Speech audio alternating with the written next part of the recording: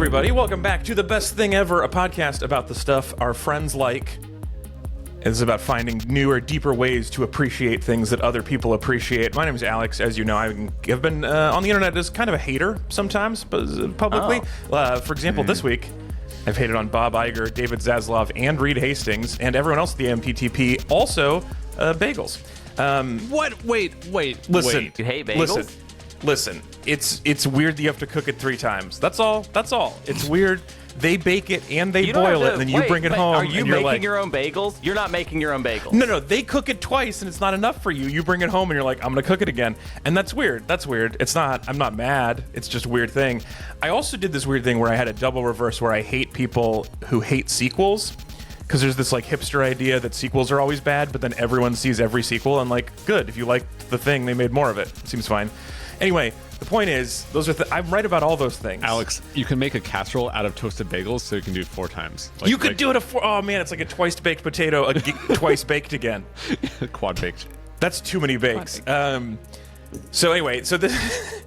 I guess you do with bagel chips. All right, anyway, all right. Okay. The point is, I'm right about all those things, but I'm trying to experience more love, so I'm asking my friends things that they love and learning about them. Are you saying that bagels are bad, or are you saying that you just don't like how many times they're cooked, as if that matters at all? Caleb, no. I think everyone would be happier if we could just eat raw bagel sludge. I think that's what Alex's point is. That's not what I'm saying.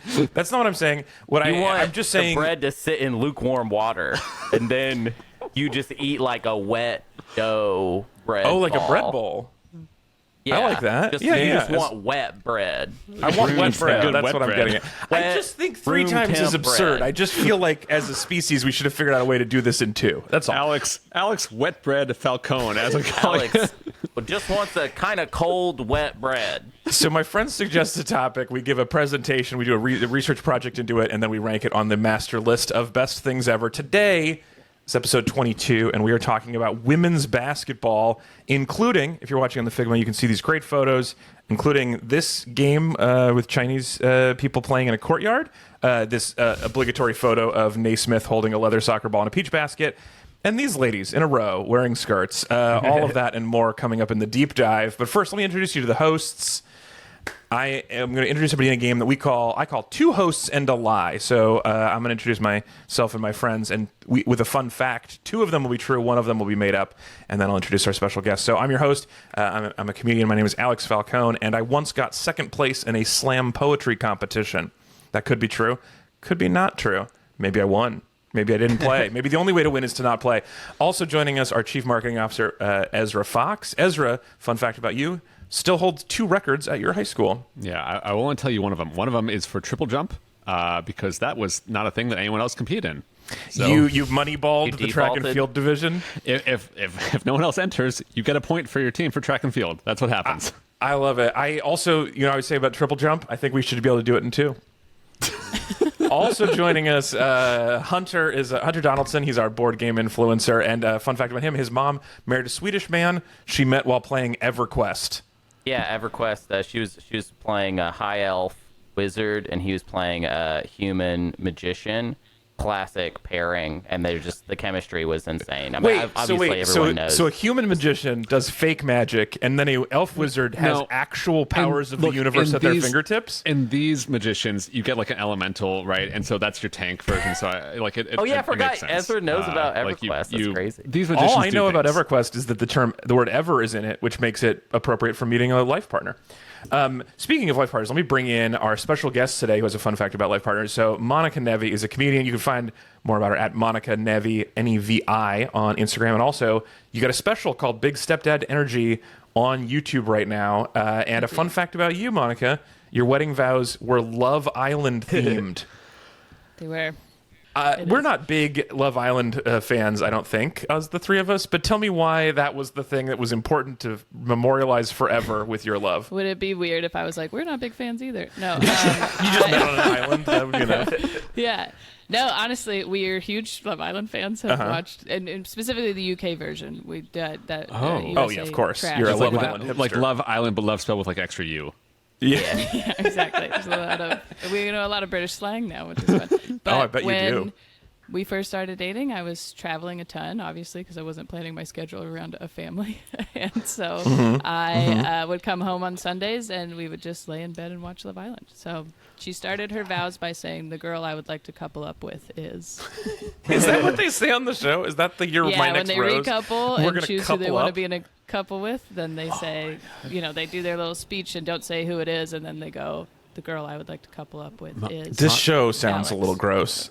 I Wait. don't know. Wait, is I that, or mean, is that so- British slang? Should we talk about Love Island instead? Yeah, yeah, I'm, briefly. I'm just wondering, I- like, should I reorient my life around Love Island? Like, can you give me like the pitch, like why I should change to be a Love Yes. Island?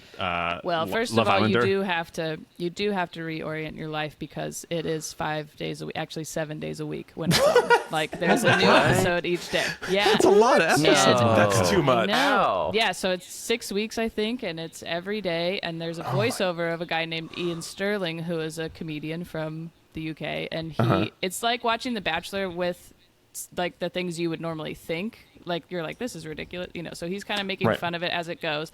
But they also they all couple up. It's not that idea of there's one person and they're all trying to get that one person. There's like an even number of girls and guys, and then they throw So bombshells it's like in and it's like a whatever. bachelorette fuck pile on an island.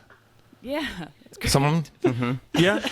I mean, if it's a Pretty pile, you much. don't need to be in It's an a island. pile. The island is It's- the pile is its own island. Absolutely sounds like No, a pile to no, me. no pile is an island, Ezra. That's no pile It's is an a pile is a everyday rock. pile, a pile that you watch every day. That's too many days a week, I think. I'm The curious. editing on that It is. show. Well, and I that's- think so. It was 5 yeah, days a week God. when they started, and then they do like a unseen bits, and then an after sun, which is like they interview people who got kicked off or whatever. So it now it is 7 days, and you can like vote for people that you like and stuff. It's like Hunger Games for a dating show. Like you're kind of Did they? the producers did- are throwing people in there. You get to do stuff. They do challenges that are stupid. It's great. Wait, so they meet each other, they couple up, and Mm-hmm. then somebody gets eliminated, and then they just couple up with like a third wheel? There's an odd man Well, out? so they can, or like it Or really they is. triple up it- sometimes. It's very Triple much up. controlled by the producers, which I think is fun. Like they kind Sure. of just make shit up as they go. But so when they first start, it's an even number. They all couple up with the person that they want. Then they bring another person in so they can steal someone or whatever, right? But then the recoupling doesn't always mean that they get dumped. They can still be in the villa, and then other people can come in, or they can try to, crack on with someone else. And So then- it's like musical chairs, but they bring in a new chair every round. Yeah, but then so sometimes in a recoupling, people who don't get picked are dumped from the island, or okay. Wow. they can vote. We can vote for our favorite couple, and then the people with the least votes get dumped from the When I island. Like, hear it's this, the different one thing stuff I all the time. think is I think about a loving couple getting married and staying together for life. It's the first thing that occurs to me when I hear about this there are a island. few people who have gotten married and have kids and stuff, and you're like, I don't know how that happened, but we get really invested. We named our cars after one of our favorite couples. So. Okay, the high stakes life decision of naming your car. Yeah. Yeah. You really went all out. Well, My so car's name is Shawnice, and hers is named Luke T. Oh my god, this is so good. This is clearly, Monica. Clearly, you have to come back for another episode. And I know. I feel like Yeah, and maybe next so. week Sounds your fun fact fascinating. will be about a third thing you love that I have to go off on a long learning experience about. This but was we did wild. not bring you here to talk about Love Island. That's maybe your second best thing of all time. Your best thing of all time is women's basketball, and Yeah. I'm very excited to talk about this. And I have a little research project for you. But first, I'd like to talk about our core memory of the topic. So, do you have an earliest or strongest memory, or the time you fell in love with basketball? What's your core memory for women's basketball that comes to you? For women's basketball specifically, because let's see, I'm in my 30s, and it wasn't a thing until I was like 7 to have a professional Yeah. league here. Yeah. And so I would probably say, in 2001, I'm from Seattle, and 2001 is when we got the Seattle Storm, and that was Yeah. a big thing, and really probably changed a lot of my life. And so I think that probably the core memory, because I was a fan, but maybe, a little skeptical, and you get a little competitive and stuff. But then in 2004, when we won our first championship, I was there with my parents, and to have an arena full of people for a women's sport, because Yeah. it's constantly talked about as not a draw and all that stuff. Yeah. It's electric to be in any full arena in a playoff situation, but to have them win and then some of them, I'm getting a little tingly actually talking about it. Yeah, But it's amazing. Like, yeah, and that's like probably the first one, but I've had a lot of experiences watching and being a part of teams and just being So you play as present well. for You were playing winning. before that. Yeah, I played. Yeah, I mean, I played it as a kid, obviously, but then I played all the way into college. I played Division I basketball, and so some of the players you're seeing in the WNBA now, like I know and played with, and or they're like that's some very of my cool. teammates. One of my teammates is the general manager of the Seattle Storm. So it's I'm very still a part of. I help with the USA camps sometimes, and like I'm still a part of it, and I actually miss it a lot. It has a much different feel than comedy. Yeah. How so? Everyone's so much taller. Yeah, that's true. That is true. I feel like a tall woman when I'm doing stand-up, but Yeah. I'm very short when it comes to basketball. Even in high school, there was a time where I like walked by a high school basketball team, and I was like, What island did you guys all come from? Where are they making? Because I never see people that big in regular life. If It I is saw weird. someone 6'10", it would be the most interesting thing that happened all week. And they all found each other and they play the same game. It's crazy. Yeah, it is weird because you're like, oh, not every tall person plays basketball, which is true, but most of them do, and especially women, to be honest.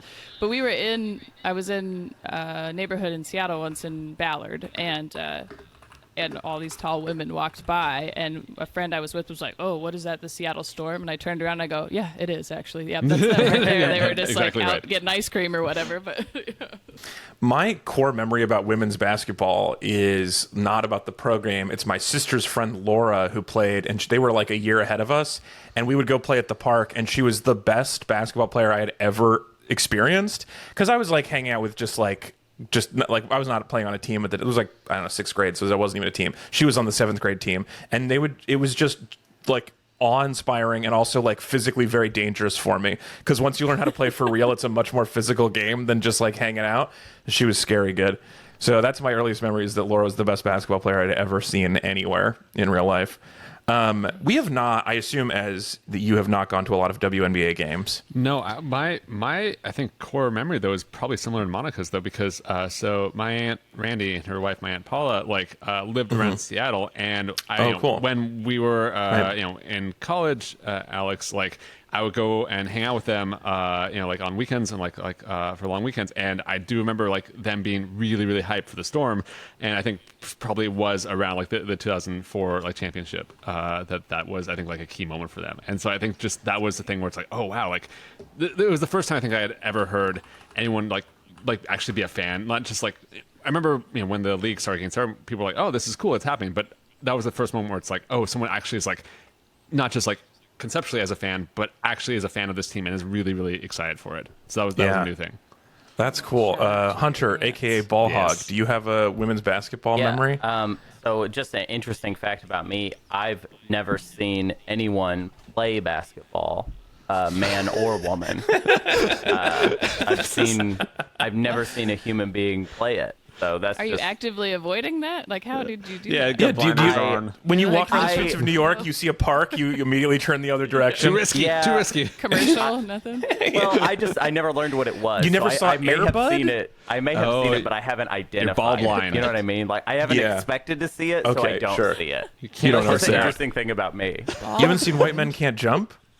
There are a bunch of movies about basketball. You've never watched any of them? Yeah. Or they just that about have it in there basketball? somewhere. Was it Trainwreck? Jeopardy, I think. There's a lot of stuff about jumping, but I'm not really sure there's any basketball in those. Is there? I thought it was mostly about jumping. Well, so I'm going to teach you a lot then. You're going to learn some stuff today. I'm so excited to learn about this game. Well, it's a great game, and we're going to talk a little bit about the history of the game. Before we do the timeline, before we go back, we all have to watch this video together. I want you all to watch this thing. Monica, you've obviously already seen this. As in Hunter, you've not seen this. This is going to be your first introduction. New York Liberty, Sabrina. This just happened a couple days ago. Sabrina will Monica, start you saw in the this, I first assume. quarter. Her money ball rack is on the far way. Oh, yeah, okay. You may begin on the DJ's This is, cue. so we're watching All-Star. This is a game. This is a 3-point shooting contest from the All-Star Weekend. We just had WNBA All-Star Weekend. And you're going to hear the announcer as this goes. Gosh, it looks so easy, It Ryan. does. So this is a game they play at the All-Star break. You got racks of 5 balls at 5 places around the 3-point line. The first 4 balls are worth 1 point. The 5th ball is worth 2 points. Maximum score is 40. You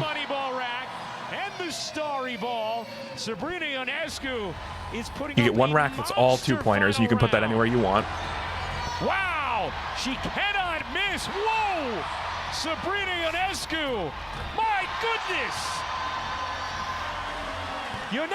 This is tingles for me. Like the first time this popped up right after it happened. I've watched this maybe 30 times at this point. Arena buzzing. Finally misses. She's already up to 31. In the corner. So the goal is to avoid the hoop, or are you supposed to go in the hoop? You're supposed to go in. She's doing pretty well, Hunter. Is that? She's doing Okay, she's doing quite well. Man. I was confused. To I be was like, clear- this is quite bad. This is actually You not don't want good. to make it a cheese. Sabrina Ionescu, sorry, just 37 points on this game. The world record before this was held by Steph Curry with 31. This is the greatest performance of 3-point shooting in the history of humankind. Just happened It's this pretty week, crazy. this last weekend. Alex, was Yeah. it that previous to this she had made 3 buckets in a row, and so she was on fire, and so she just was holding on turbo? Yeah. She was That's definitely usually when I'm on doing fire that well. this whole time. I think that's true. Yeah. I've Yeah, played that the- on Wii Yes. Sports Resort. They have that, and I didn't do as So good. you have seen it. Well, I didn't know that was you basketball understand. again. You I do just understand didn't know how what hard it is. I'm not a New York Liberty fan, and I Sure. liked Ionescu in college, but the Storm had a player in there that I really like, Sammy Whitcomb, and she did well and made it to the finals. And so it was this thing where you're like, as she's making these, you're like, oh, well, damn it, she's going to beat my player. And then towards Yeah. that second to last rack, you're like, well, maybe she's just going to make them all. Yeah, maybe she'll never Like, finish. And that's which would and be that's not crazy. happened. But that was Yeah. pretty fucking close. And she Yeah. said afterwards, they were like, well, how do you feel about it? She's like, sadly, I missed 2. That's the perfect man. Athletes are amazing. I did watch the All-Star game, and she was also shooting hot because I assume I don't know if you watched the All-Star game because All-Star games are like not always the best games of the season. No. People don't try very hard. It was like but 143 to 127. There's no defense being played. And There's no Why defense would you? and Defense- pointer. And there's a Everyone agrees 4-pointer, defense which is I not fun. love. I love Yeah. the 4-pointer, and I do They think started this the is a good four-pointer last test. season, and it was They fun. should add this regularly. I think of 4-pointers because it's and she made a couple of the 4-pointers, and it's just the craziest thing I've ever seen. Okay, so now let's go back. Let's go to the timeline. So regular watchers and listeners of the show will know that when Anthony's doing research, he does his own thing. But when I'm doing research, I add it all to the exact same timeline, no matter the topic. So I'm going to go to the beginning of the timeline. You refresh your memory from some of the things we've talked about before, which had, including this. 4.6 billion years ago, the solar system starts. All right, we'll skip a couple things. Oh, Ezra added from his 3.7 billion years ago, microbes were formed and then started having kids, the earliest form of kids. Okay, here's our first basketball-related thing. So the first recorded game of soccer is in 206 BCE in China. It's a game meaning kickball. And if you look at this drawing, this is the first ball sport. And if you look at this drawing, the trees are in the field. There's just trees in the middle of the field where they're running. And they're also wearing a lot. They're wearing flowy robes. Yeah, I think we definitely had Nike wasn't around. No. For sport, Hazard. shorts and stuff. Yeah. Yes, hazard. Even the 90s flowy uniforms don't match with these full robes. No, you get caught on stuff. You get your fingers caught on stuff. And Oh, yeah. The fun thing about thinking this about I guess woodblock maybe that this is drawing everyone's just looking straight up. The ball is really high, so we're I one don't know if it's going to come down. No one's happy with this. It's gonna The go reason- over the fence. It's like, oh man. Oh yeah, this is about to be game over. The reason I include this is because the history of soccer is it's just always been around. This is the first recorded game of soccer is in 206 BC wood carving, but we have no idea how much earlier than that started. One of the things that's great about basketball, we know the day it started. So soccer has just always been around, but basketball is we know who made this, we know when they made this. So let's jump ahead. We'll skip through 1691, the first advice column. Now we get up to 1891. Basketball. We're going really fast, okay? Yeah, we're skipping yeah. some of the stuff because we already talked about it. We don't okay. have to do it all over again. So 1891, basketball is invented, and you've probably seen this picture at some time of James Naismith holding a leather soccer ball. and a peach basket. And the story goes he was working at the Young Men's Christian Association, and he was looking for an indoor sport because it was too cold to play outside. And also, soccer was causing a lot of knee injuries. So he takes a peach basket and he staples it to the wall of the gym and is like, it's like soccer, but it's upside down. Now you just do it's up instead of down. You throw. Yeah. I also, it's a staple gun, I assume. I don't know how you attach a peach basket. Yeah, 1890, a staple gun invented. The thing I love about this also is that this dude looks like Teddy Roosevelt, and I just realized, everyone looked like that, I guess, apparently, for like 20 years. It's always funny that the guy who invented it looks like he would be horrible at basketball. Like, oh yeah, for sure he's not. Well, I mean, it's a different game back then. It was a lot more about it's a lot more about standing and being strong. But it was a lot of a different game in a lot of ways because there was no dribbling at the time. You just had to catch and throw from the same position. Also, this was happening in Springfield, Massachusetts. So what's crazy about women's basketball is that we also know the day women's basketball was invented, which was in 1892. It was a year later. It was down the street, and it was by a woman named Senda Berenson. And now is the time to ask you guys a trivia question. Let's start with Hunter, actually, because I know some of you know this. Hunter, how many people for each team are on a basketball court at a given time? At the same time? Yes, for each team. I believe that there are 5 people. Do you want me to name their roles? No, Okay. That's great. Ezra, do you agree? 5 players on each team? I mean, unless there's a trick thing, or like someone's like, like running on when they're not supposed to be. Because we talk about like the 6th man, and I'm assuming that person's not supposed to be there. So, yeah, I think there's like a ghost thing or a whole there was a auditorium. ghost one. There's also a film. Right? There's also a basketball film about that called The Sixth Man, where he dies after he jumps. Monica, how many people are on each team in a game of women's basketball? On the court at each time? Yeah. I mean, now it is 5 players on each team. Now it is 5 players on each team. It was not always 5 players on each team. So I'm going to tell you guys the story. It was when Senda started it. I think it was 9 on a side, 9 per team. But I'm going to tell you the story of 6-on-6 basketball, which was the most popular form of basketball for women until the late 60s. So let's take a look. So when Senda invented this game, so Senda Berenson, she's teaching at Smith College. And she had this crazy idea that women should also exercise. And she'd had some like stuff in her life that had been troublesome. And then she started doing something called Swedish gymnastics, which if you look at this picture, as it looks like almost like Russian dancing with those flowy pants, but they're just doing some stretching, some calisthenics. It's like it's fine. Everyone's got they got like a power arm thing going there. Where it's this looks like Warrior 1. I feel like for yoga, roughly. Where it's exactly. Like Exactly. Yeah.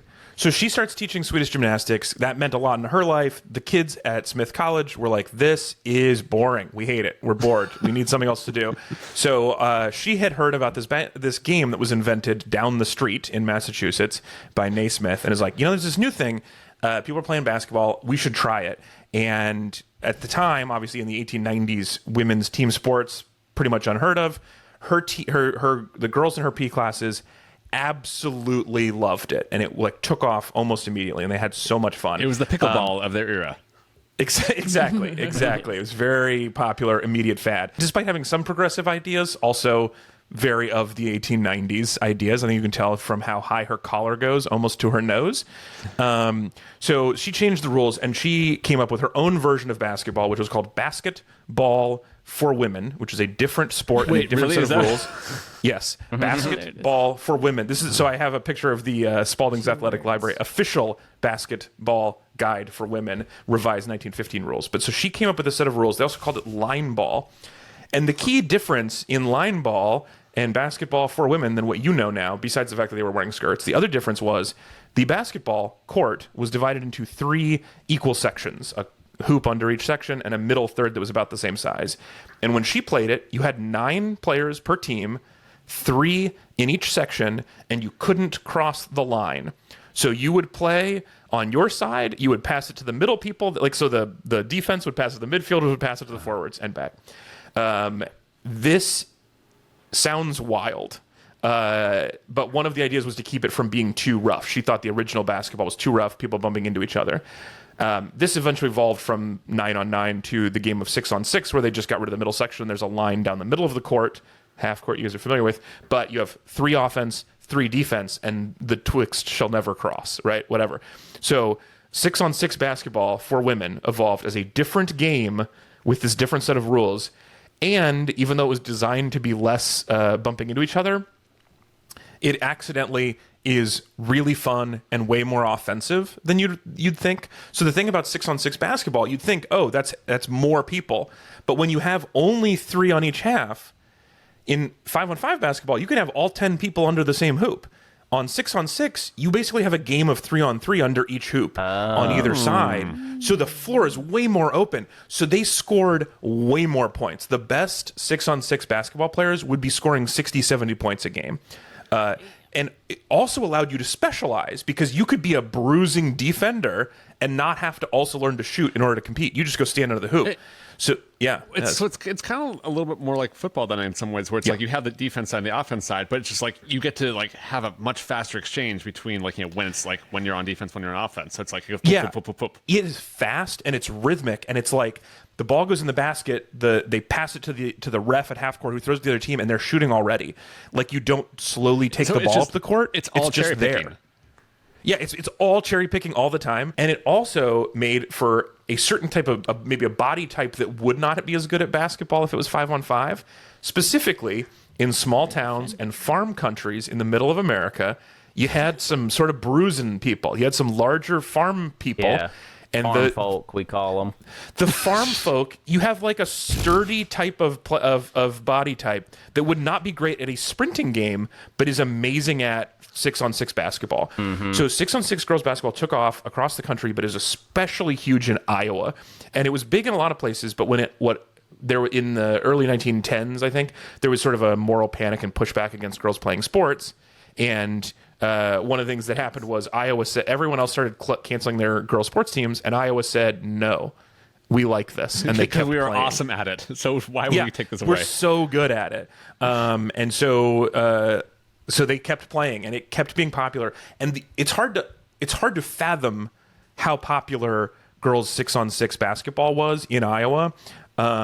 I'm going to show you a clip here in a second from the 1968 Girls State Championship in Iowa, which was the biggest tournament in the country for girls basketball. And it was like the tournament was like 250,000 people would attend in a weekend tournament. The games were the stadiums were like 15,000. Yeah, I know, isn't it? Right? In Iowa? I just want you to see the beginning of it. Just watch the hype of the television broadcast. So let's watch this video. Memorial Auditorium, Des Moines, Iowa, March 16th, 1968. The finals of the Iowa Girls High School Basketball Tournament.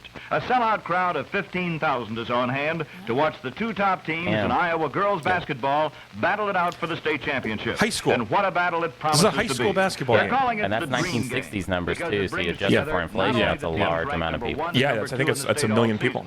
But also the 2 greatest I love the crackle scorers in the announcer voice also.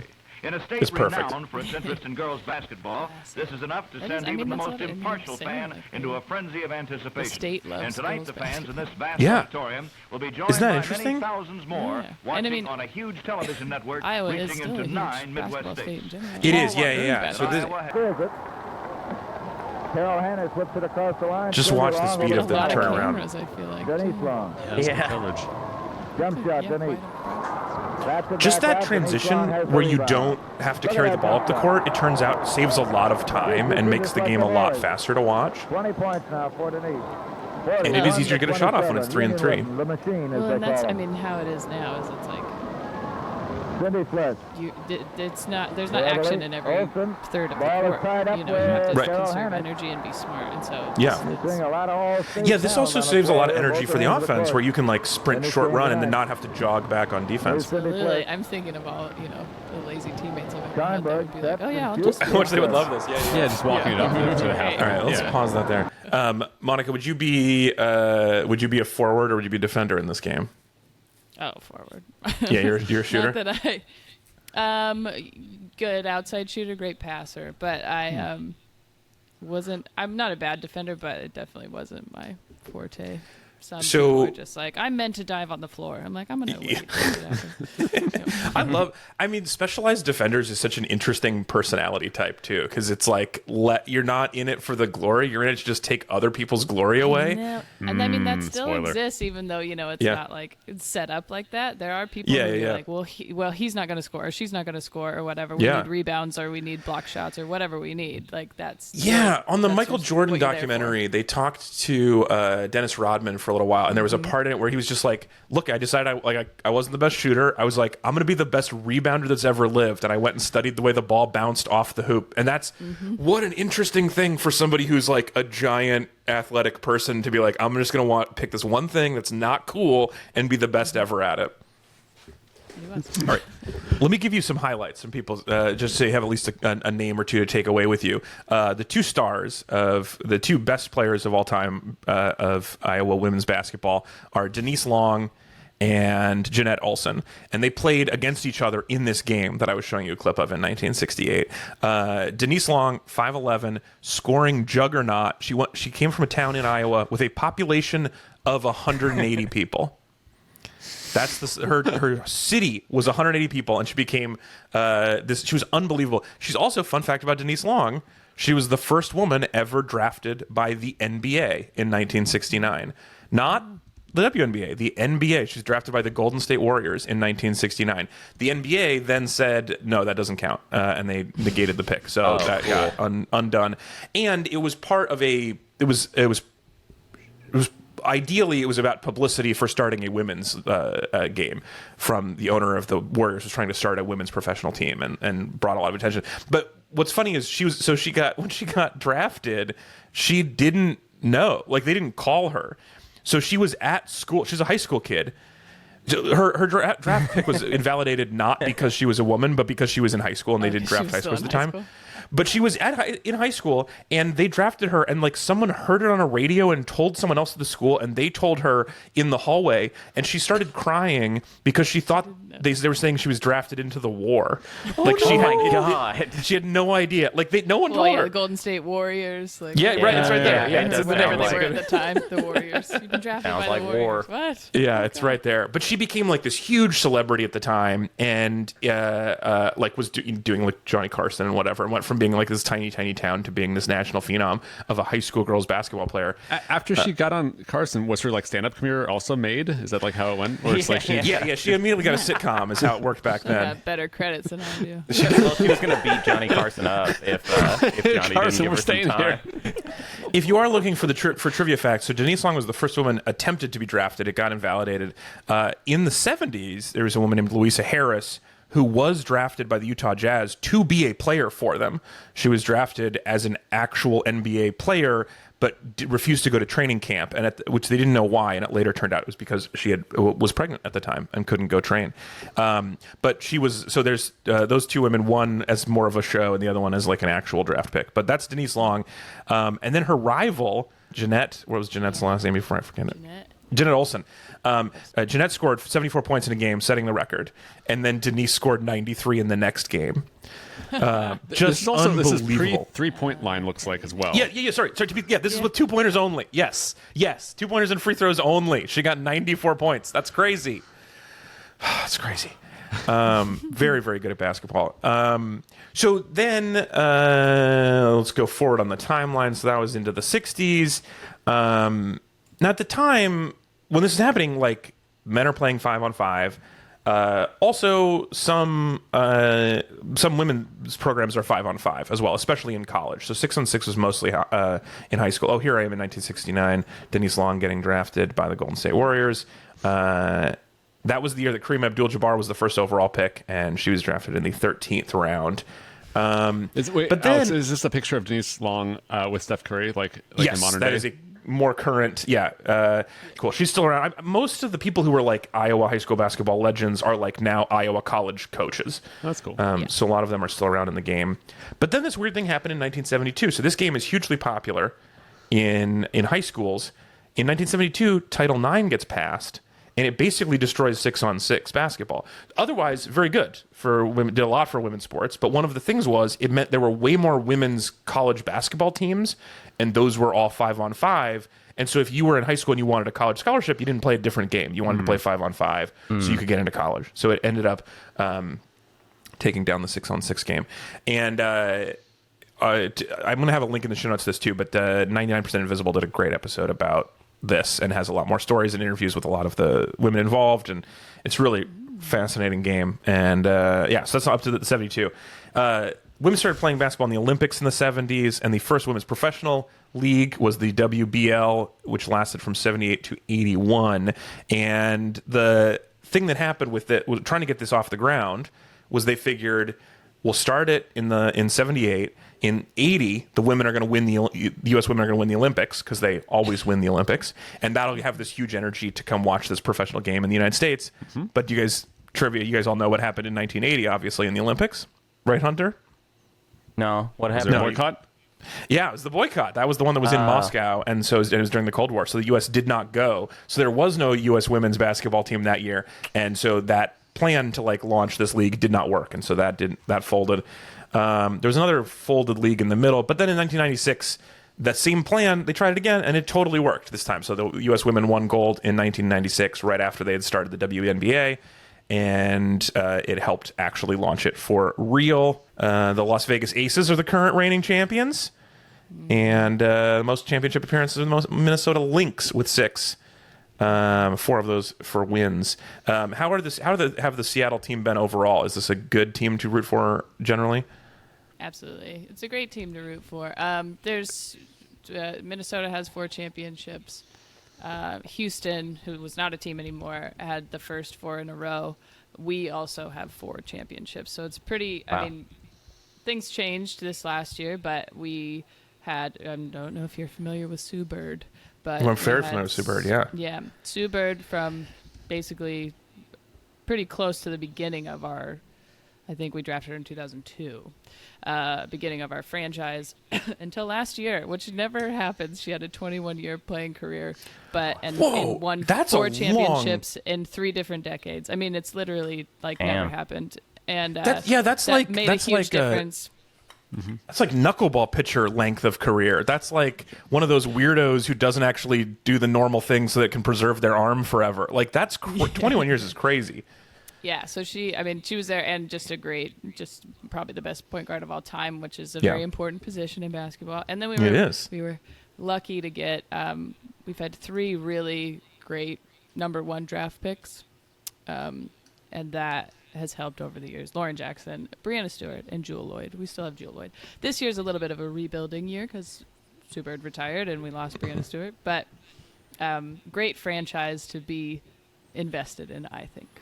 The U.S. women's team Olympic dominance also continued in winning in 84, 88, 96, 2000, 2004, 2008, 2012, 2016, and 2020.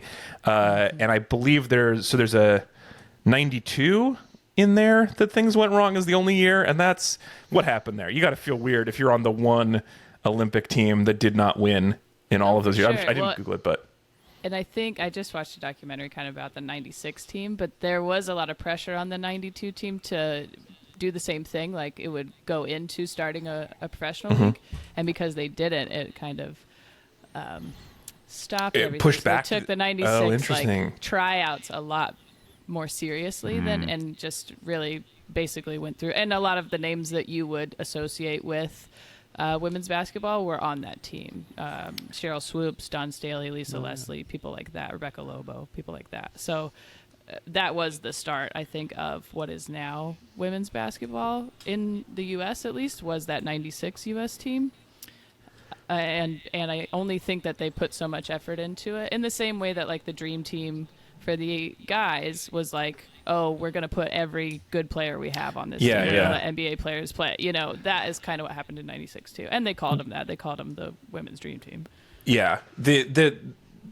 this is the interesting thing about American basketball is that we can like choose whether we want to win the Olympics or not. That's a switch we can flip at any moment, which is amazing. It is really weird. Yeah. I have one more story I want to tell you on this timeline. Let me go through a couple of other things. So 2000, Emma Thompson has her first kid. 2007, MGMT releases the song Kids. Oh, was that okay, and then what? Oh, was that noted? It was from well, Ezra's it's from my presentation episode about on kids. kids, You weren't yeah. here. Remember Ezra and I collaborated on the timeline for everything? It relates These to children. These are other topics that all come together. So now we have to talk about February 2023. Brittany Griner detained by the Russian government, which you guys probably heard about at some point.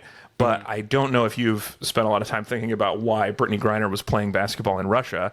And that is because Russian basketball has a lot more money than American basketball. So Brittany Griner plays for the Phoenix Mercury in the WNBA, but like a lot of other WNBA players, she also played in the Russian Professional League during the offseason, which is they don't overlap, so you can do both. Although sometimes the Russian teams also pay you twice as much to just not play in the American League, just so you're more rested up. But they will pay you. Yeah, they will pay as much as 5 times what you get paid in the U.S. So the Supermax contract in the WNBA, the most you are legally allowed to make at the WNBA is $235,000. And that is new, by the way. And that's new. That's the new contract. In the last yes. 2 years, yeah. Regular max is only $202,000. The whole team has a salary cap of $1.4 million. Griner was making that alone in Russia. She was making the team salary cap plus perks because she was playing for a team the teams there that will like in the US and the WNBA you're not allowed to have charter flights. Like you have to travel commercial, and in Russia that is not a rule. So though like you're not even allowed to take first class seats with WNBA teams, even though these women are like 6'8" and too big for seats. It's not fair. It's crazy.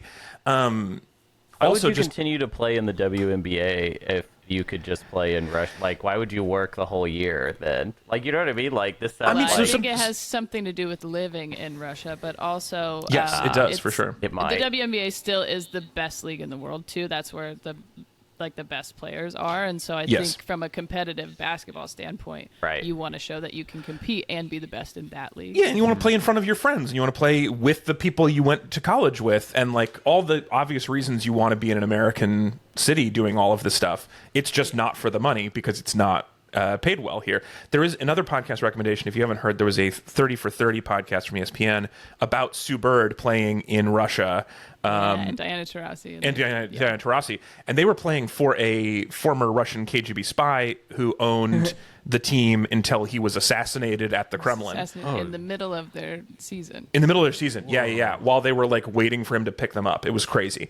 It is just an absolute bonkers story. And this is... admittedly, one of the reasons why Russian teams can pay more is that a lot of the teams are owned by criminals. And so a lot of the money is like not the cleanest money. And even in that story, they kind of brush by it in that podcast. But the reason why Sue and Diana were able to play together was because he got them fake passports because there's a maximum number of American players. Yeah, you can only have 2 American players on a team. And they stacked that team. I mean, it was... Sue Bird, Diana Taurasi, Lauren Jackson, and Candace Parker all on the same team. I mean, it's not fair. And they won like 4 championships in a row. Yeah. Including the last year after he was assassinated, they went on and finished playing the season for free just to honor his memory because he was like so good to them.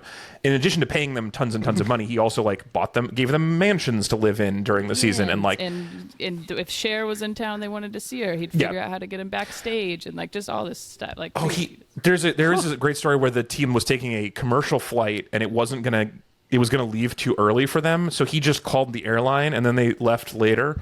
Like. Can you? I mean, any level of rich, can you imagine calling Delta Airlines and asking them to change the time of a scheduled commercial flight for you? That's so crazy. Why? Maybe another reason why you want to play in America, Hunter, is because you don't get randomly kidnapped by the government and held for ransom. So you're telling me a lot of stuff here. I'm like weighing these things, and like it's not the easiest math. Yeah, you have to me. choose at the end. Sorry to be crazy, but private jets. You get to meet Cher. Like it does sound nice. I mean, most of them do play overseas, so you're not wrong. They just do both, which is really tough on your body. Which it seems super hard. And also, like, one of the things that Sue and Diane talked about is that it's also very lonely there. You don't speak Russian mostly. It's hard to find stuff to do except for hang out with your other two American friends. And also sometimes it's a little scary because of what happened to Brittany. So the government stopped her in an airport, claims to have found a small vape pen that had hash oil in it, and sentenced her to 10 years in a labor camp because of that, which is bullshit. I think we can all agree. Eventually was returned in a prisoner swap and did play in the All-Star game that I watched over the weekend. And everybody there celebrating her and hanging out with her was like very moving and cool.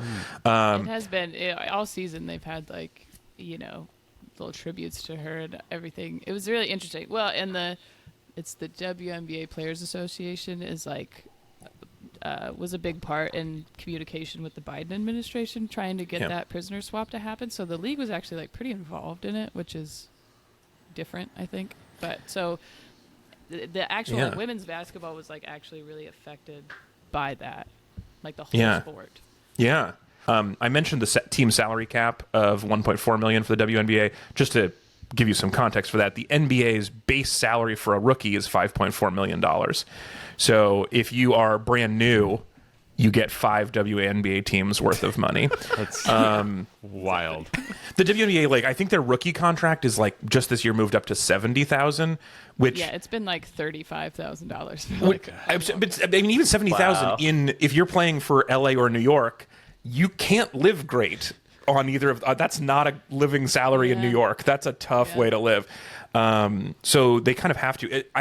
It does seem like, from what I've read, this will be a less popular option. Now there's a lot more risk in playing in Russia, but and there's other leagues overseas that either pay similarly or better, to the WNBA, and so a lot of players play in Turkey and Spain, and there's an Australian league, there's a Chinese league. I mean, there's a lot of different. Yeah, and so Russia competes in the Euro League as well as the Russian League, which is super interesting because I know I watch a lot more soccer than I do basketball, but teams from countries playing each other in Euro leagues is a super cool way to watch. This is a fun thing about European soccer, and it seems like actually a very cool thing to watch about those European leagues. But it is kind of fun to pay attention when they're overseas because you still see all the players from the WNBA. Yeah. They're mixed with different players, and it's presumably shorter people. Yeah. So that's just I guess that's both just a reminder of about the disparity, and also that the disparity is not just financial, but it comes with all of this also risk and sadness that you have to make up for that. I guess the other thing, the women get pregnant. Yeah. I don't know if you knew that. Whoa. What? You have to have sex to do it, just so you two Yeah. know. But okay. Yeah. Oh, sick burn. No, I've heard of it. I know what it means. It's just a maternity leave as a professional athlete is so difficult to figure out and decide. It's only in the last couple years the league was even allowing women to keep their status with their teams. Yeah, I did see that was part of having a baby or during being pregnant or whatever, and that's part of the collective bargaining agreement now, which is good. Yeah. One last thought on Brittany Griner, because obviously there was a racist backlash in the United States because Brittany is black, and about her coming back at all. But one thing that was so crazy when this prisoner swap ended up happening, there was this weird right-wing talking point where it was we gave them some weapons dealer terrorist back in exchange, and there was this weird talking point about this not being a fair exchange, as if we were no, we want terrorists, we want more American criminals back. The point, you're supposed to trade our good person for their bad person because we don't have bad people that we're trying to get back because we're not a criminal state. So we have to trade our good people for bad people because we don't put good people in prison here. We don't have any good people who've done nothing to trade. Yeah, that's how it has to work because it's a better functioning government. If this is a Halloween candy swap, this would be a very good deal on the whole, right? Where it's you are getting rid of possibly a poison Werther's original, and you're getting back a king size Snickers. This is really really we're getting one of the best Snickers ever made, and we're trading it for a razor blade apple. This is what we do want. It's good. Yeah, maybe multiple packs of Skittles, right? Or whatever you imagine that is lovely that you want. It's that, and you're just getting rid of the bad stuff. So just to wrap up on this timeline now, so then that was in February. So that was February 2023. Then today we recorded this podcast, and then soon you're all going to go watch a WNBA game. I know you have that option, Hunter. I don't think there is a Bay Area team, is there?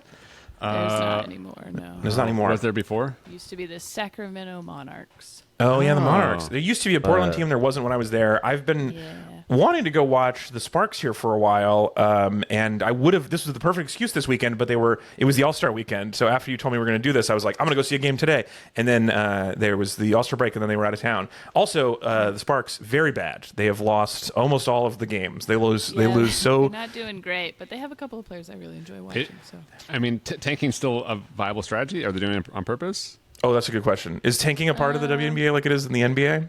I don't think people do it on purpose. I think if it's happening, you're not really like running. You know, like currently we have a pretty rough record, and I think we'd be happy to get a higher pick next year, but we're definitely putting in effort. I don't think there's any like. However, our best player, Jewel Lloyd, is leading the league in scoring by like 2 full points, which has like never happened, and only one person has ever averaged over 25 points for a whole season, and she's on pace to do the same thing. So it might be like let her have her season, we'll do our best, and then if we're not winning, that's okay, you know. So I want to do just last thing here is I just want to give you a couple of like reasons to go watch a WNBA game, and I would like your help with this, Monica, because I've not actually done it yet, but here are some reasons why I already think it's a great idea. If you have not actually watched the play, two-toned basketball looks hella cool. It's like that was a great design for a basketball. Big fan of that. Yeah, it's a good design. I do love, like I was just looking at tickets for this, much more affordable. You can sit so much closer to basketball for so much less money than a Lakers game. It's crazy. You're always in the lower bowl and for a reasonable price. And that's like obviously we should put aside the basketball is incredible and you should enjoy the basketball if you like basketball. I think that's an assumed. But you can sit closer to amazing basketball. If you want to see how tall people are, you can be closer to courtside for very little money, which I like. It's a Moneyball way to watch pro sports. I will say LA is a tough place to watch sports. It always like live because everybody's a little bit not paying attention, and maybe they're at a game just to be there and stuff, and that happens other places, but not as much. Yeah. Also, it's impossible to park. When you go to a WNBA game, like those fans are so excited for their team. They're so invested. Even if it's a rough year, they're still just happy to be there, and they've been season ticket holders for a million years.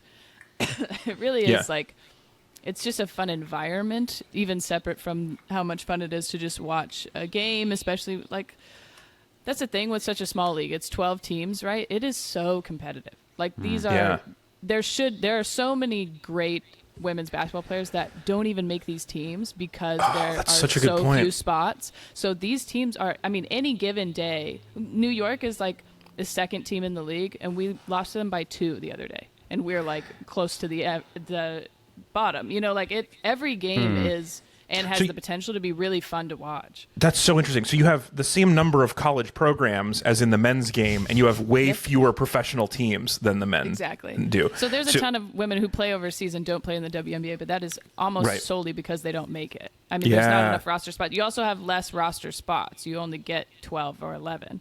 Yeah. And so in the NBA, I think they have closer to 14 or 15. And so there's just less spots. Yeah. But it really is the best players around, so there's always action, no matter what. I don't as I mentioned before, I think basketball. I love basketball, but I don't watch it as often as I do some other sport. I think basketball is the third best sport behind soccer and bowling. I do watch a lot of women's soccer. Watching Angel City FC here, which is an expansion team from 2 years ago now. Watching that team and going to games there, the atmosphere there is wild and it's so cool.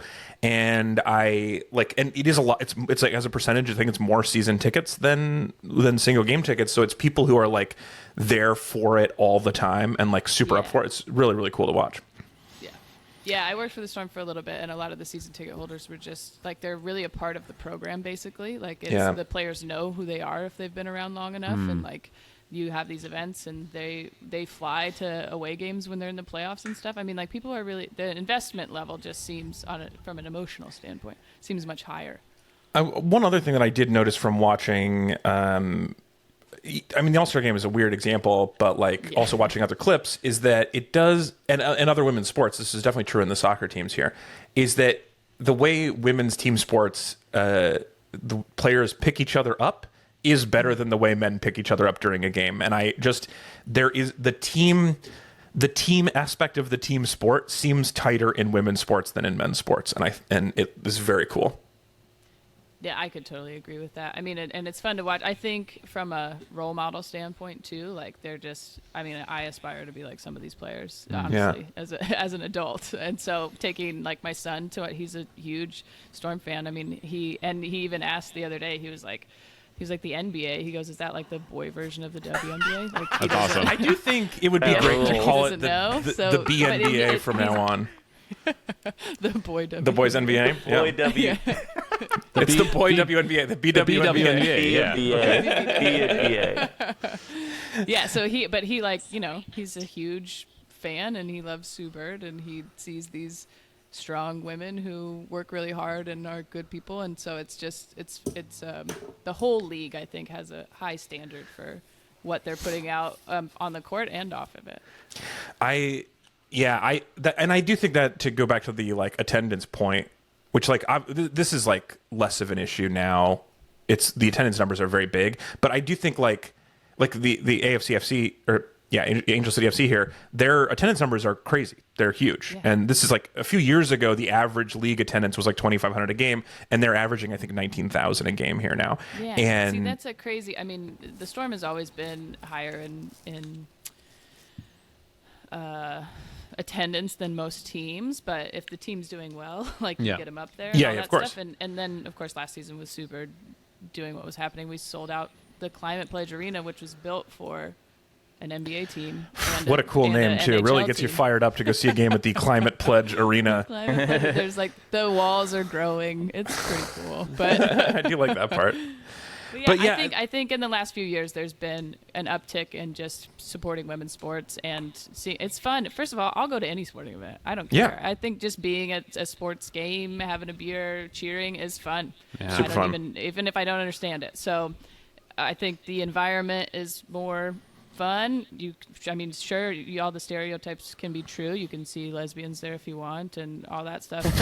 But don't say if you want. That feels like if you want, you can. That makes it sound like you're selling it as a point. I mean, that's your thing or whatever, you know. Yeah. So, but it's just fun. Oh, that's another cool thing about. If you go into it, if I'm convincing someone to go to a game, if you go into it thinking this is just going to be something fun to do, it's going to work out for you. Well, that's another thing about the WNBA that I have read is that their policies on players speaking are much more liberal than other sports. So women get to have opinions, the women who play in these leagues, and speak up for things correctly, and they wear the right shirts, and wearing shirts that say vote for this person and Black Lives Matter and all this stuff, and even when they make those decisions as a players association a lot, which is great. Like, they give them the power to make those decisions, and I think it's worked really well. And I feel like in the last few years, the popularity of the WNBA has directly been affected from them being able to kind of use that platform for other things. Which is cool. Yeah, the men's WNBA does that as well, better than other sports. And it's especially interesting when you compare it to football, where if you give an interview they don't they'll just fire you forever, and it seems so much better. I mean, obviously those are probably, a lot of them are worse people, so I'd rather hear what the WNBA players have to say than the NFL players. Okay, so this has been a great long chat. Oh, and then just to cut ahead on the timeline, in a billion years from now, the sun will get 10% brighter and fry us all. So that's the timeline. You have that long to go to a WNBA game. You have a lot of time, but the seasons are kind of short, so you have to really get it in the rest. I think the summer is your chance. Yep. And in 10 billion years from now, Emma Thompson will be reborn as a sentient AI governing the universe as a tyrant, apparently. I don't remember putting that in there, but that's apparently part of it. I mean, it's on the timeline. It's real. I don't know what to tell you. It's got to be real. Okay, well, that's the history of it. Let's do a quick ad break, and then let's rank it on the master list.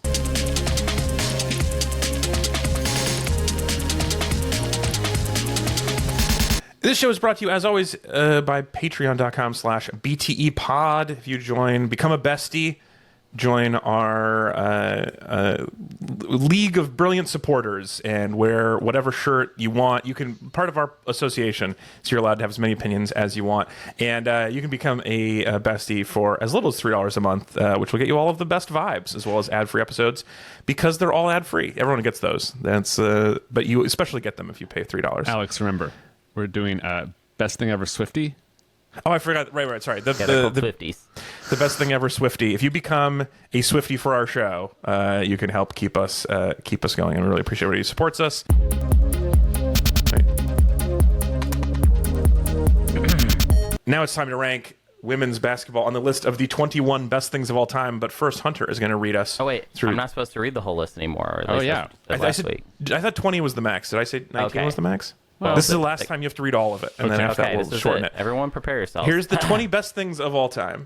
Starting at number 1. Warm beverages, as in hot water. Firefighters, Zelda, arcades, human children, My Neighbor Totoro, pro wrestling, romance novels, trees, Star Wars advice columns, Variety, the magazine, The Sun, Not the magazine. Fresh Bread, Nordic Track, stand-up comedy, powerlifting, cat videos, playing Halo with the boys, Waffle House. That's Monica, looking at this list for the first time, is there something that jumps out at you about the what's the worst ranked thing on here? The most misranked thing?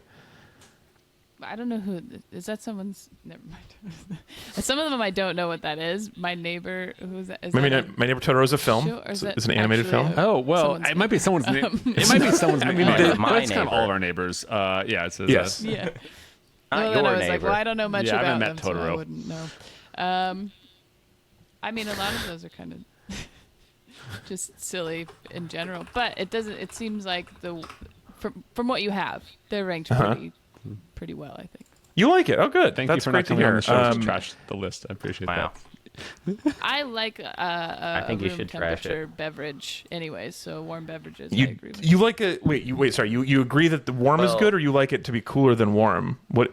I like a warm beverage for sure, Good. but I Okay. don't like Oh. cold beverages. You know, if basically, you- is what it comes If down you to. start warm, Anything it probably won't get opposed. cold all the way. So good on you for having yeah. Yeah. Right. God, we Yeah, should yeah, rank that's- cold And beverages. if you start next. Yeah, cold, yeah, you just wait, leave just it be there for a patient. while, and it's fine. We should do a cold beverages episode. I think that's really interesting. And then Alex should be like, it should be Oh, number and then 2, you're I gonna- think. Have to do lukewarm room temperature beverages. would be with up there. all the beverages. I do think there's a weird. Yeah, there'd be like an interesting American-European bias here if we put cold beverages really high. So I'm going to start the bidding on this with Anthony called in sick for the episode today. So the most important thing to I me feel is like that this that is seems above fair. pro You wrestling. did. I was actually thinking that as well. It has to be above pro wrestling because Anthony has been fighting so hard for it. He's not here. You miss school. You miss out. Where's That's the our official pro policy. wrestling on the list? He's number Number 7. Could we bump it up a little bit higher or lower than pro wrestling though? Because I don't like I don't like women's basketball and pro Right. wrestling being right next to each other. Let's like put it above My Neighbor Totoro, which is just some silly film Well, for it does children not that sucks. suck. It's good. This he's clearly kidding. This movie means a lot to think I've Hunter. seen is it. the I point. think It's I've real seen sweet. It's real sweet. It's good. But It's yeah, good. I always think it's funny to have put it next to something to show the rivalry. So I do like it just beating pro wrestling because it kind of I like rubs to it in its break Beating it face. by one, so it never. Yeah. It's just like kind of a list philosophy thing. I like to break. I call it Yeah, breaking break up the them chunks. I like to break up the oh, chunks. okay. I don't So like I guess the chunks look, I together. think My Neighbor Totoro is great, but we've talked about it a lot, and so I don't know if I can beat women's basketball. I think the question is like women's basketball versus kids. Yeah, this is a great one for Monica because she is the biggest fan of Oh, yeah. basketball here and has a kid. Choose. As you only have one of those two. So Monica, which do you prefer, the Seattle Storm or your son who you take your to see the child. Seattle Storm? And don't think about what He's might really- happen depending on what you say. Yeah, I I'm was not going to gonna email say, him. I have don't know how to get in touch. What? Good. He is my stepson. You No, human there's a stepchildren. point to that. Not that I love him less than I love women's I basketball, think but I have it is a spent little bit the point. much more time with. Yeah, I women's mean, basketball than I there's have with well. him. Look, I'll say this. I mean, generally, I've spent more time with the idea of basketball than my kids because they just came around later, right? Basketball been around before I was born. That's true. Kids were not necessarily 1891. Yeah. So on a time That's so true. scale, I think that's important. But also, kids can, I think, bring you up higher, but can also stress you out more. I mean, basketball can be both of those things, but it kind of keeps even. And for the most part, I'm picking basketball. It does sound like you're picking Question. basketball for sure, which I think is a strong I'm choice. not saying you're wrong, but I guess I'm also curious. How likely is it that your kid is going to have a bad season? I guess, right? Just generally, are they going to just have a? Yeah, like what? Some of the years, fair. there's just Well, isn't your kids are tanking though to try to get better draft picks later? I think my kids are just tanking to sort of I think negotiate for a better they have the trade requests, a better bargaining agreement. I think is what they're going for right now. Yeah. They have a Yeah, better there you bargaining go. agreement for sure. I'm surprised kids was that high on the list, and not because I wasn't on they that don't like episode. what they are. The argument I made was that it's the highest variance thing. So it's like you're not just if you say the highest highs, also lowest lows, but just if you want to say what is one of the peak moments, I guess it's probably something awesome that your kid is doing. Well, and if we're talking kids in general, yes, my kid is one thing, but all kids. There's some I think that's ones probably that are one not great. that bothered Overall. Hunter the most. Yeah, other people's kids. If that was a separate category on here, other people's kids would be at 21 for sure. Dude, There you go. definitely worse than Waffle House. Yeah, for sure. Well, is it better than arcades? so Because I think- arcades has the Papa Shot, and then also sometimes NBA Jam. So I'm curious, can it rise above that? I'm kind of curious how. Oh, you want? Okay, so There's no here's what I. WNBA Jam, which is I pitch right now. Should we relabel NBA Jam as BWNBA It's the Jam? exact. Yeah, I think you just take the same machine, but you have to make. You can make more 3-pointers in the same amount of time. That was a reference to that video Yes. we watched at the beginning. Oh, I remember. Let's Yes. get it for the win. So I think that. So this is one of my new strategies, which is deferring to people on this list. Running and away from decision because making. I don't have experience raising a child or playing women's basketball. I do think Monica's the only one who can really make that call. You probably don't love arcades. Do you spend a lot of time in arcades, Monica? Not a lot of time, but I go a couple times a year, maybe. So would you say That's pretty good for now. So you're leaning towards above human children? Do you think it beats arcades as well? Again, I think it's funnier when it's right next to something that it's competing with, but yeah. Just edges out human children. I mean, Yeah. I like that it's just edging out human children. I think that's funny because I think that might be a funny but place I'm for a lot sure of things to put in the future, but yeah. arcades is right above it is funny as well. But I think I don't know because I it's like for that. me personally, I think the entertainment value. But I know so much about basketball that it's fun. You know, Yeah. the intricacies Yeah. of it are fun for an average person as far as being entertained and having something to do. Because at an arcade, you're actually doing something. I think arcade might be above it just from an entertainment standpoint for the average person.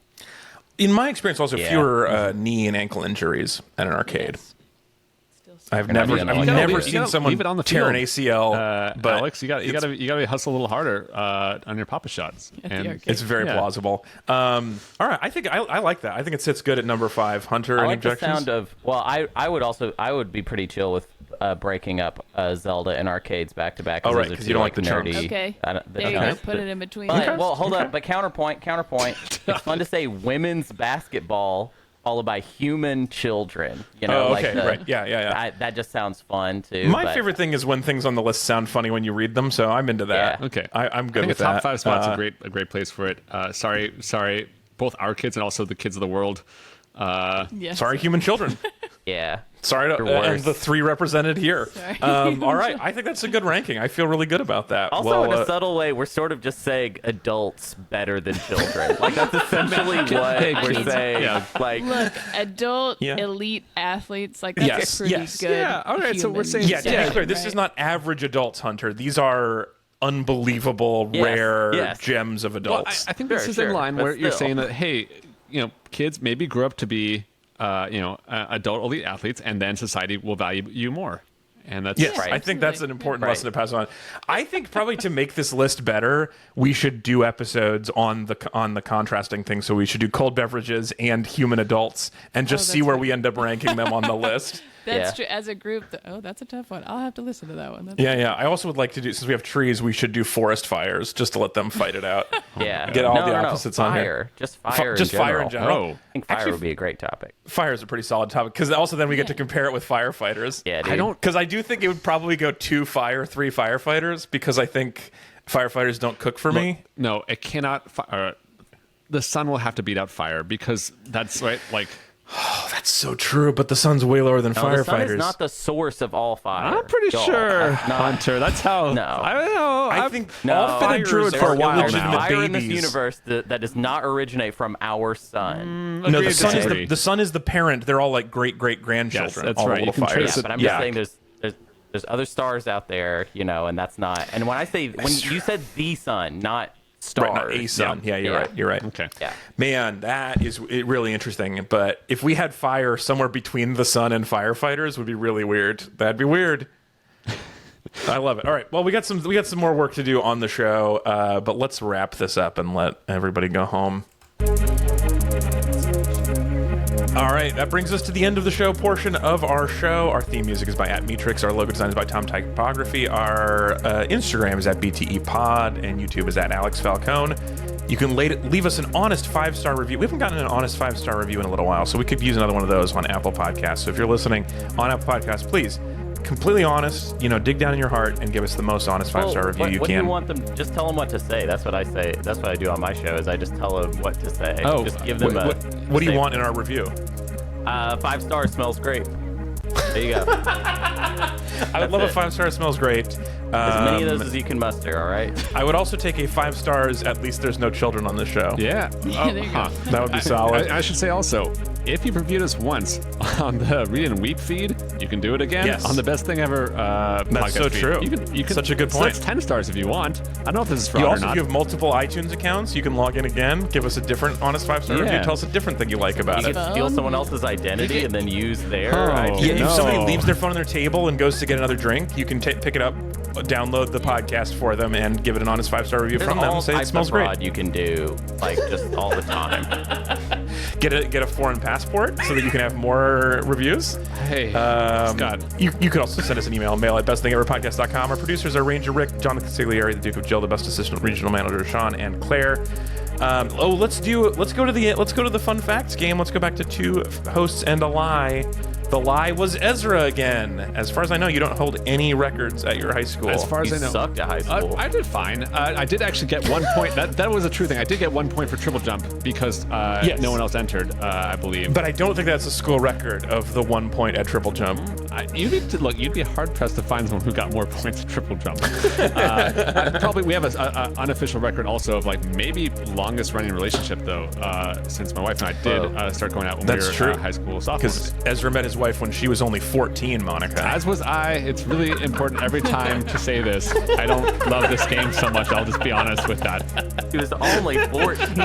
I want. Oh, This is great. one of my least favorite part. We were both 14. This is very important to know. Yeah, you probably do have an unofficial record, but you're probably name's not hanging in the rafters. But that's true about your mom meeting a man on EverQuest, Hunter.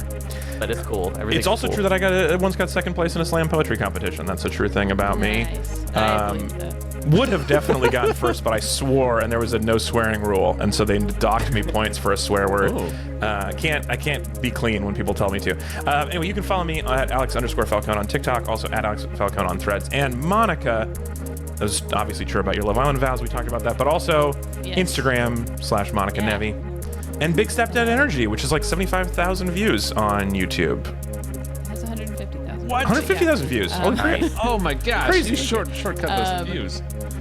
Yeah, That's okay. you doubled I since would- I if it thought was about only it a last. little bit, I probably wouldn't have said No, anything. this is worth it. I read And that. I have a I saw. podcast. Yeah. Yes, of course, A your podcast podcast. called Dumb Pitches. It's where successful people come on and talk about their worst ideas. Alex did an episode. I did, yeah. I will link to the episode that I did as well. There was, and you gave me an award for like most plausible idea for 2022. Yeah, at What the end of the year, we do called the Dummies, and people can vote for their favorite ideas in different categories. And Alex won a dummy. I won a dummy. It was one of my best accomplishments of 2022. So thank you. Yeah. So dumb pitches is the name of the show. You can find that wherever you find podcasts. Monica, thank you so much for doing the show.